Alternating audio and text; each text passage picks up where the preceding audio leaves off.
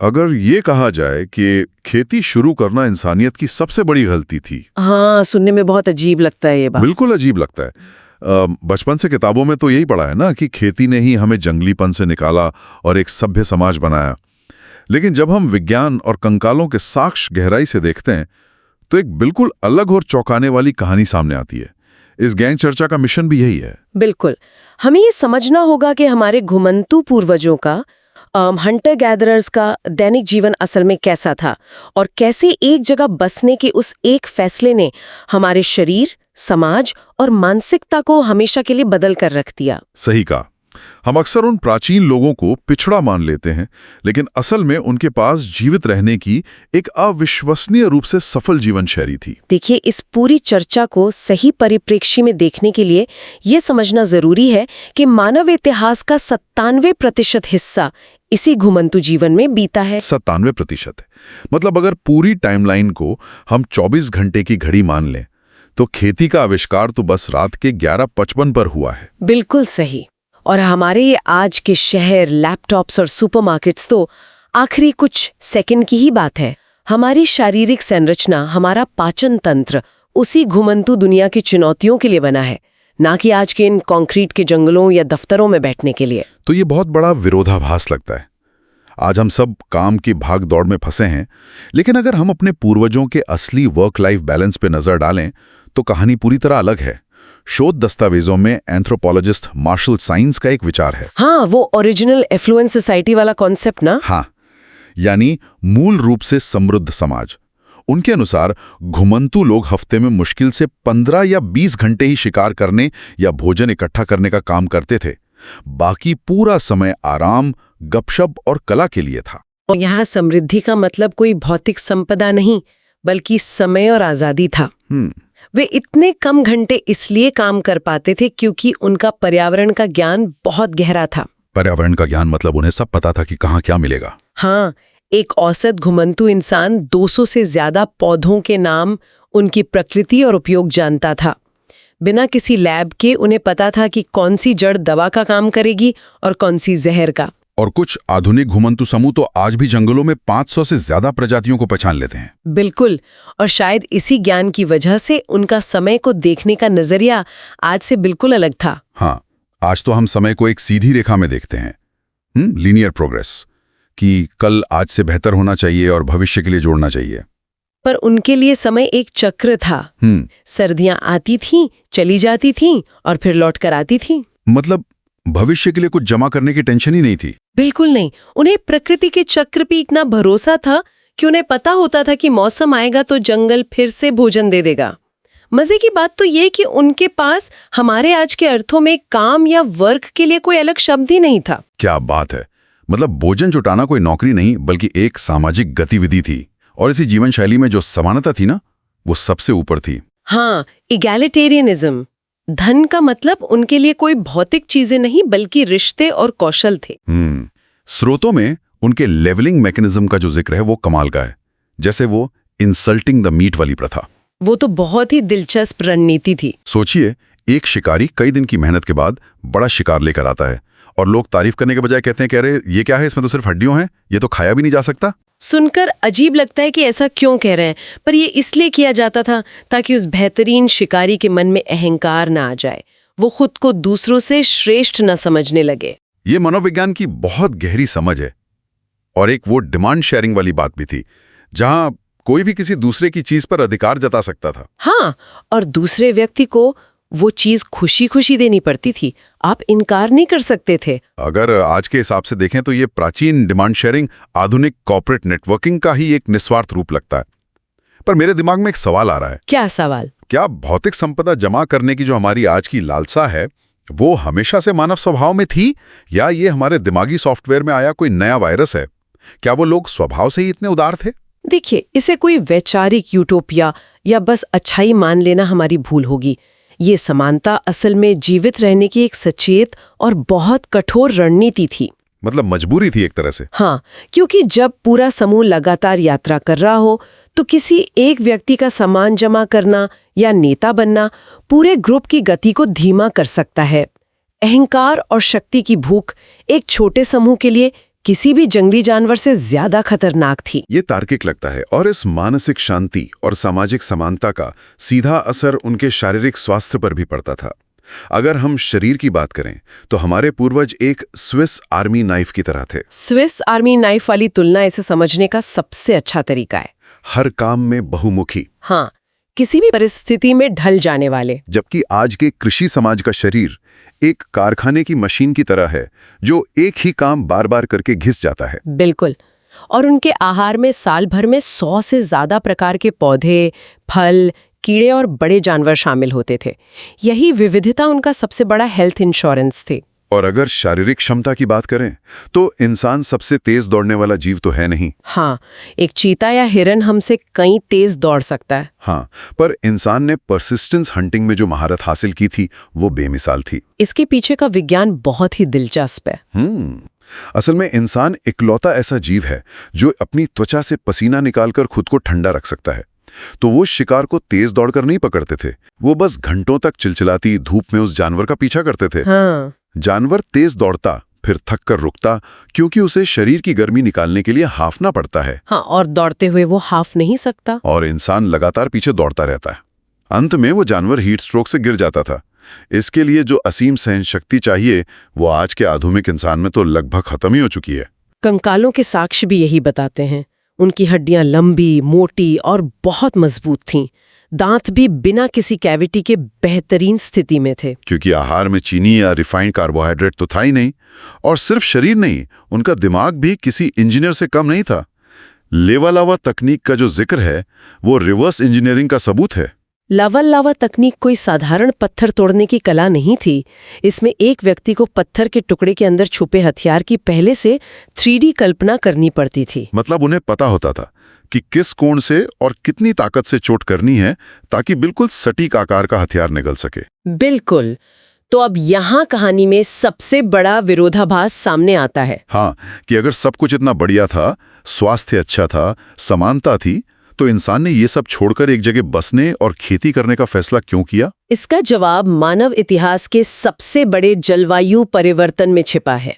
Ice as यानी हिमयुग खत्म हो रहा था और जैसे जैसे जलवायु गर्म हुई, विशाल जानवर जिन्हें मेगाफोना कहते हैं वो विलुप्त होने लगे। तो जब बड़ा शिकार खत्म हो गया तो इंसानों को छोटे जानवरों और बीजों पर निर्भर होना पड़ा, जिसे ब्रॉड स्पेक्ट्रम क्रांति कहा जाता है। सही कहा। और इजराइल में ओहालो 2 नाम की एक साइट है जहां 23,000 साल पुराने 140 से ज्यादा प्रजातियों के बीज मिले हैं। रुको, 23,000 साल पहले?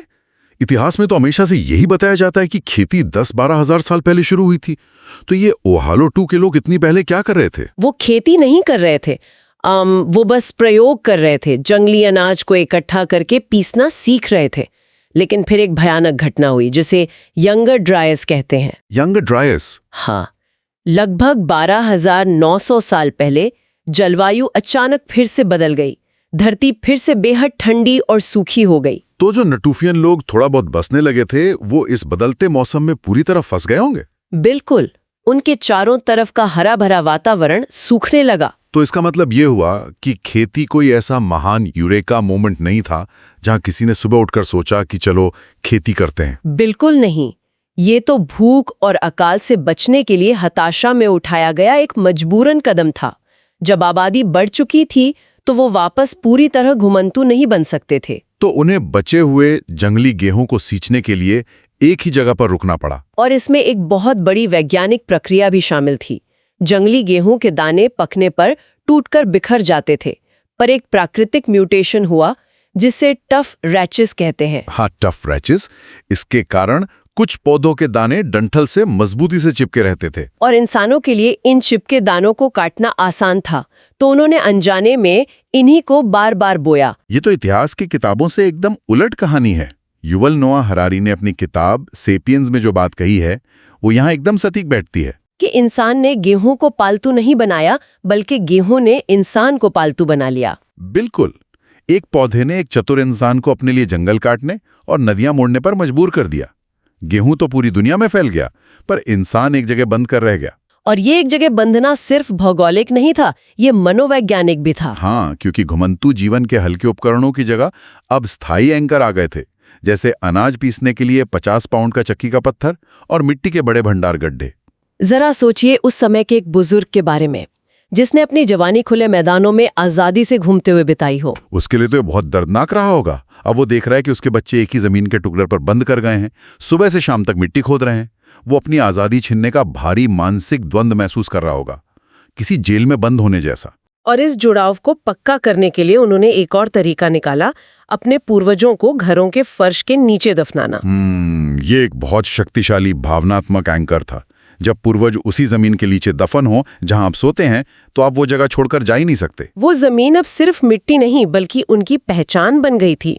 लेकिन इन स्थायी बस्तियों के उदय के साथ एक और दिलचस्प रहस्य जुड़ता है, तुर्की का गुबेकली टेपे। हाँ, गुबेकली टेपे 11,600 साल पुराना मंदिर जो खेती शुरू होने से भी पहले बना था। बिल्कुल। ये बात तो पूरे इतिहास को ही पलट देती है। अगर खेती से पहले मंदिर बन गया था, तो क्या ये संभव है कि खेती पेट भरने के लिए नहीं बल्कि इस विशाल मंदिर को बनाने वाले मजदूरों को खाना खिलाने के लिए शुरू हुई हो? ये एक बहुत ही लोकप्रिय बहस का मुद्दा है। मतलब क्या धर्म ने अर्थव्यवस्था को जन्म दिया या अर्थव्यवस्था ने धर्म को? ये तो चिकन और एग वाली पहेली हो गई। पर जो भी पहले आया हो, एक बात तय है कि एक जगह बसने का अंधकारमय पहलू जल्द ही महामारियों के रूप में सामने आने लगा। स्वच्छता का एक भयानक संकट पैदा हो गया था। घुमंतु लोग तो अपना कचरा पीछे छोड़ जाते थे, पर अब कचरे के विशाल ढेर घरों के बिल्कुल बगल में बनने लगे। और उन ढेरों ने चूहों को आकर्षित किया। जो चूहे पहले जंगली थे, उन्होंने खुद को हमारे कचरे के साथ रहने के अनुकूल बना लिया। हाँ, और वो हमारे साथ साथ पालतू हो गए। इसके अलावा ज़ूनोटिक बीमारियां भी आईं। ज़ूनोटिक बीमारियां मतलब जानवरों से इंसानों में आने वाली बीमारियां। हाँ, जब इंसान गाय, सूअर और ऊंट जैसे जानवरों के बिल्कुल साथ रहने लगा, तो जानवरों के वायरस म्यूटेट होकर इंसानों में आ गए। मतलब गाय बैलों से खसरा, ऊंटों से चेचक और सूअरों से इन्फ्लुएंजा। घुमंतु जीवन में तो बीमारियां ऐसे फैल ही नहीं सकती थी क्योंकि लोग दूर दूर रहते थे। पर ये नए गांव इन बीमारियों के लिए एक आदर्श इंक्यूबेटर बन गए। बाप रे, तो एक तरफ महामारियां इंसानों को मार रही थीं और दूसरी तरफ शरीर कुपोषण से पतन की ओर जा रहा था, क्योंकि अब आहार में विविधता नहीं थी, सिर्फ एक ही चीज बची थी, अनाज। हाँ, मोनोकल्चर। इसका असर इतना गहरा था कि इंसानों का कद ही छोटा हो गया। कंकालों में क्रिबा ऑर्बिटालिया के भयानक निशान मिले हैं। क्रिबा ऑर्बिटालिया, ये क्या होता है? थोड़ा आसान भाषा में समझाएंगी? जब आहार में लोहे और विटामिन की कमी से गंभीर एनीमिया होता है, तो शरीर ज्यादा लाल रक्त कोशिकाएं बनाने के लिए आंखों के सॉकेट और खोपड़ी की हड्डियों को स्पंज की तरह खोखला कर देता है। हे भगवान, ये इस बात का खौफनाक सबूत है कि शुरुआती किसान भुखमरी और कुपोषण से कितनी बुरी तरह जूझ रहे थे। और इसमें सबसे ज्यादा दर्दनाक स्थिति महिलाओं की थी। कृषि समाज में भारी काम का बंटवारा इस तरह हुआ कि चक्की पीसने की जिम्मेदारी महिलाओं के हिस्से आई। तो रोजाना 4-5 घंटे भारी चक्की पीसने से उनके शरीर का ढांचा ही बिगड़ गया होगा। पीठ में ऑस्टियोआर्थराइटिस और मुड़े हुए पैर की उंगलियों के स्पष्ट निशान मिलते हैं। और वो चक्की के पत्थर के सूक्ष्म कण भी तो रोज आटे में मिल जाते थे। उस कंकड़ वाले आटे को खाने से उनके दांत पूरी तरह घिस जाते थे और भयानक कैविटीज हो जाती थी। ये सिर्फ शारीरिक टूट-फूट नहीं थी, पूरा समाज अंदर से टूट रहा था। यहीं से लैंगिक भूमिकाओं या जेंडर रोल्स में वो गहरा बदलाव आया जिसने आज तक हमारा पीछा नहीं छोड़ा। खेतों को जोतने का भारी काम पुरुषों ने ले लिया, और जब निजी संपत्ति की अवधारणा ने जन्म लिया तो उसी के साथ पितृसत्ता का भी जन्म हुआ। हाँ, ऐसा इसलिए हुआ क्योंकि जमीन अब एक जायदाद थी और पुरुष ये सुनिश्चित करना चाहते थे कि ये संपत्ति उनके ही खून के वारिस को मिले। इस एक बदलाव ने महिलाओं की वो आजादी छीन ली जो घुमंतु समाज में उनके पास थी, और संपत्ति के इस जमावड़े ने समाज में सत्ता और पदानुक्रम को भी जन्म दिया। अनाज का भंडार उस समय का बैंक बन गया था। अकाल पड़ने पर जिसके पास अनाज के भंडार की चाबियां होती थीं, उसके पास राशनिंग की शक्ति आ जाती थी। वही व्यक्ति तय करता था कि कौन खाएगा और कौन भूखा मरेगा, और यही वर्ग आगे चलकर प्रीस्ट किंग या पुजारी राजा बन गया। मेसोपोटामिया के विशाल जिगुरैट्स सिर्फ प्रार्थना करने के मंदिर नहीं थे, बल्कि वो प्राचीन दुनिया के रिजर्व बैंक, गोदाम और प्रशासनिक केंद्र थे। और इसी प्रशासनिक जरूरत से लिखाई का भी आविष्कार हुआ। हम सोचते हैं कि इंसान ने पहली बार अपनी भावनाएं या कविताएं लिखने के लिए लिखना शुरू किया होगा, पर असलियत तो कुछ और ही है। असलियत ये है कि शुरुआती लिपियां सिर्फ स्प्रेडशीट्स और बही खाते थीं, ये गिनने के लिए कि गोदाम में कितना गेहूं है और किस किसान ने टैक्स भरा है। और जब इतना सारा अनाज एक जगह जमा हो गया तो बड़े पैमाने पर युद्ध शुरू हो गए। घुमंतु जीवन में तो लोग बस अपनी जगह बदल लेते थे, उनके पास खोने के लिए जमीन नहीं थी। पर अब इंसान अपनी जमीन और फसल से बंधा था। अगर आपकी फसल बर्बाद हो गई और पड़ोसी गांव का गोदाम भरा है तो आप भाग नहीं सकते, आपको हमला करना ही पड़ेगा। जेरिको की विशाल दीवारें जंगली जानवरों से बचने के लिए नहीं, बल्कि दूसरे भूखे इंसानों से अपने अनाज को बचाने के लिए थी। टालहेम में हुआ नरसंहार इसका बहुत क्रूर साक्ष्य है, जहां एक पूरे समुदाय को खेती के औजारों से ही मार दिया गया। अगर इस पूरी यात्रा का निष्कर्ष निकालें तो तस्वीर बहुत साफ हो जाती है। घुमंतु जीवन में बहुमुखी सर्वाइवल स्किल्स थी, समानता थी। पर कृषि ने हमें टेक्नोलॉजिकल निर्भरता, महामारियों और राज्य प्रणाली के एक जटिल पिंजरे में डाल दिया, जहां से वापस लौटने का रास्ता बंद हो चुका है। ये एक बहुत बड़ा और दुखद विरोधाभास लगता है। हाँ, कृषि ने जनधर बढ़ा दी, मानव आबादी का विस्फोट हो गया, लेकिन एक व्यक्ति के जीवन की गुणवत्ता नष्ट हो गई। हम असल में जीवन की क्वालिटी बेचकर आबादी की क्वांटिटी खरीद रहे थे। हमारा डीएनए तो जीत गया, पर व्यक्तिगत रूप से इंसान हार गया। बिल्कुल सही बात है। आज की हमारी दुनिया प्रोडक्टिविटी के जुनून और भविष्य की अनिश्चितता से ग्रस्त है। एक अजीब सी एंग्जाइटी है सब में। हाँ, हर कोई बस डरा हुआ है। अगर गहराई से देखें तो ये असल में 10,000 साल पहले के उस पहले किसान की मानसिकता है, जो मौसम, बारिश और अपनी फसल को लेकर हर वक्त डरा रहता था। सही कहा आपने। कृषि क्रांति ने हमें ऐसा ऑपरेटिंग सिस्टम दिया जिसने हमें प्रकृति का मास्टर तो बना दिया, लेकिन आंतरिक शांति छीन ली। तो आज जब इंसानियत एआई, ऑटोमेशन और जलवायु परिवर्तन के नए युग में प्रवेश कर रही है, जहां पुराने तरीके खत्म हो रहे हैं, तो क्या अब हमें जीवित रहने के लिए फिर से अपने उसी घुमंतु सॉफ्टवेयर को रिबूट करने की आवश्यकता नहीं होगी? ये बहुत ही गहरा सवाल है। भविष्य की चिंता छोड़कर वर्तमान में जीना, लचीलापन और सामूहिकता का विचार। शायद इंसानियत के भविष्य में जीवित रहने की कुंजी आगे जाने की अंधी दौड़ में नहीं, बल्कि ये याद रखने में है कि हम वास्तव में कौन थे। आज की इस गहन चर्चा में बस इतना ही। सोचने के लिए बहुत कुछ है।